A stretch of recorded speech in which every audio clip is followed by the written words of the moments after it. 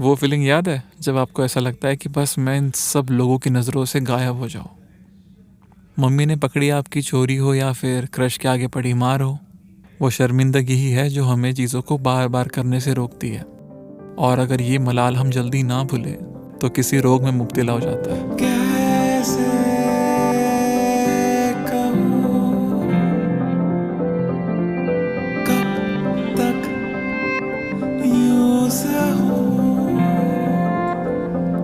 बयान जो की बात है,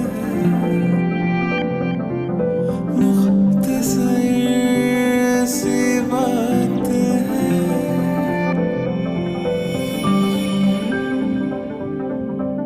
हेलो जी, अस्सलाम वालेकुम, नमस्कार, वणकम। मेरा नाम है दानिश जाकिर शेख और आप सुन रहे हो मेरा नया शो जिसका नाम है मुख्तसर सी बात है, प्रोड्यूस बाय आवारा परिंदे साउंड स्टूडियो। अधूरी ख्वाहिशों पे मलाल करना ऐसा है जैसे किसी गागर में सागर भरना, और ये मलाल ही है जो हमें गिल्ट की ओर ले जाता है। बचपन में मैंने कई गलतियाँ की है, उसमें से एक गलती ऐसी थी जिसका मलाल मुझे काफ़ी वक्त तक रहा। तो हुआ यूँ कि क्लास में शुरू था बुक इंस्पेक्शन और सारे बच्चों ने अपने नोट्स असाइनमेंट्स कंप्लीट कर लिए थे और मैं किसी कारणवश अपने नोट्स कंप्लीट नहीं कर सका। कमाल की बात तो ये है कि इस क्लास इंस्पेक्शन का जो लीडर था वो था मेरा बेंचमेट, और ये जो भाई साहब थे ये थे काफ़ी आदर्शवादी। तो अब ये डर से कि ये भाई साहब जाके आगे बता ना दे, हमने इन्हीं की किताब गायब कर दी। टीचर क्लास में आए, उन्होंने सवाल पूछा कि किताबें कहाँ है। हम तो थे डिफ़ॉल्टर, तो हमको पकड़ लिया, साथ में इसे भी। मेरे इस दोस्त को बहुत डांट पड़ी, लेकिन दिल को वो तसल्ली थी कि मैं इस लाइन में अकेला नहीं हूँ, मेरे साथ में कोई और भी है। इस बंदे को पता चल गया कि वो जो किताब थी वो किसी और ने नहीं, मैंने ही गायब की थी। और ये भाई साहब घर आए और इन्होंने वो किताब ले ली बिना कुछ कहे। वो जो शर्मिंदगी थी वो मैं कई साल तक नहीं भूल पाया। आई नो वो बचपना था, हम आज भी अच्छे दोस्त हैं, बट फिर भी इस चीज़ का मलाल दिल में रह गया। गिल्ट किसी आंधी की तरह आता है और आकर हमें झंझोड़ता है और हम खुद को एक नेगेटिव जोन में ले जाने लगते हैं। और ये कहानी जब आई ने सुनी तो जानते हो ना इन्हें क्या कहा? करेक्ट दानिश, ये तो मुख्तसर सी बात है।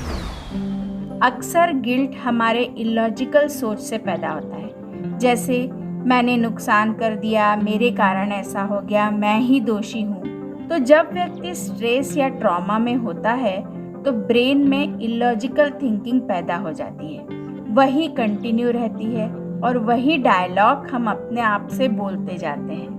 ये एक चेन की तरह होता है। तो इस चेन को तोड़ने के लिए हमारे लॉजिकल ब्रेन को एक्टिवेट करना होगा। इसमें ज़रूर किसी काउंसलर या मेंटल हेल्थ प्रोफेशनल की हेल्प ले लेनी चाहिए। लेकिन दानिश, रिसर्च ये भी बताते हैं कि ज़्यादातर ईमानदारी के साथ माफ़ी मांग लेना, जिसमें हमारा उद्देश्य साफ हो, हमें गिल्ट से निकाल देता है और हम खुद को माफ़ कर पाते हैं। गिल्ट की एक और मज़ेदार बात है, यदि हमने पहचान लिया कि हम किस व्यवहार से गिल्ट में जा रहे हैं तो इसे पहचान भर लेने से वो सीख में बदल जाता है। तो जब भी हमारे मन में पश्चाताप हावी हो, मन के दरवाजे खोले, थोड़ा सा हाथ बढ़ाएं और साथ पाएं। यही मुख्तसर सी बात है। गिल्ट एक तरफा अधूरे प्यार की तरह होता है, और इस अधूरे प्यार को हम तभी मुकम्मल कर सकते हैं जब हम सामने वाले को कन्फ्रंट करें और अपनी गलती को कबूल करें। और माफ़ी मिलना ना मिलना ये तो मुक़द्दर की बात है। शुक्रान।